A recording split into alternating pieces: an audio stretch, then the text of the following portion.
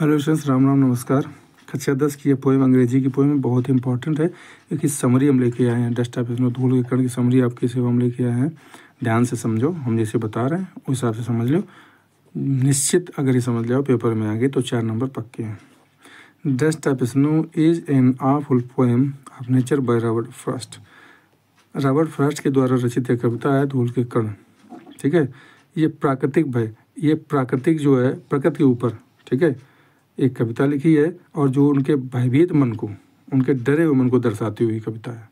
ठीक है, वो दुखी हैं, उनका मन खिन्न है, वो उदास हैं।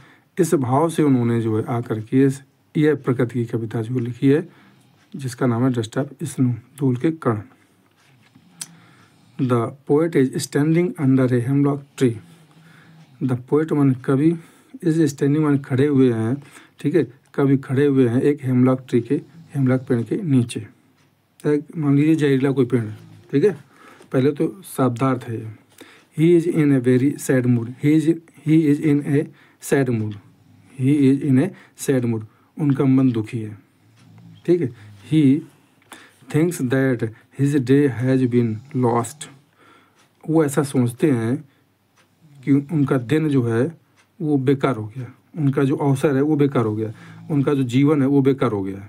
यहाँ पर कई अर्थ आप लगा सकते हैं। Just then a crow's movement dusted snow upon him. तभी क्या हुआ, जिस पेड़ के नीचे वो खड़े थे, बर्फ गिर रही थी, जिस पेड़ के नीचे खड़े थे उसी पेड़ की डाल पर एक कौवा बैठा था।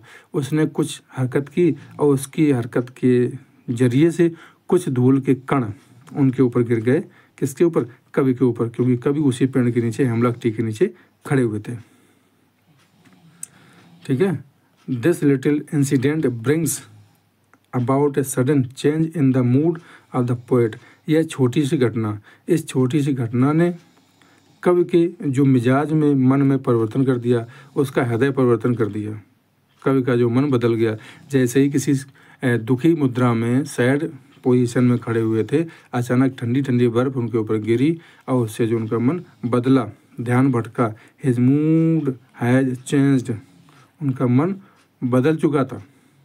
ठीक है, इस बर्फ के द्वारा।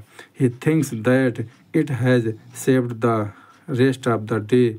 और उन्होंने सोचा कि यह जो मन का बदलाव हुआ है, ये जो घटना हुई है, इसने बाकी बचे हुए हमारे दिन को या बाकी बची हुई हमारी ज़िंदगी को बचा लिया है।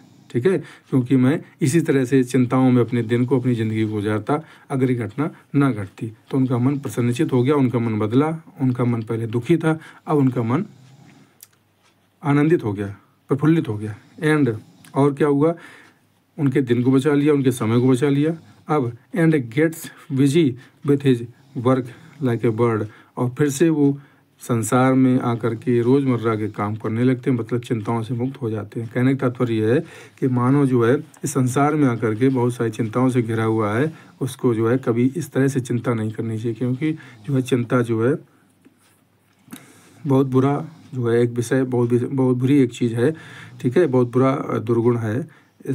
इसको जो है आप बढ़ावा ना दें, क्योंकि चिंता करने से जो है व्यक्ति क्या करता है, भूत की और भविष्य की चिंता करके व्यक्ति जो है अपना समय खराब करता है। होगा वही जो होने वाला होगा। तो इसलिए जो है अभी समय खराब चल रहा है, आगे समय अच्छा आएगा। इस बात को समझ करके अपने कामों में जुट जाना चाहिए, जैसा कि कवि ने किया। और कवि इसी बात को दर्शाना चाहता है कि आज का दिन अगर खराब रहा तो कल का दिन अच्छा होगा।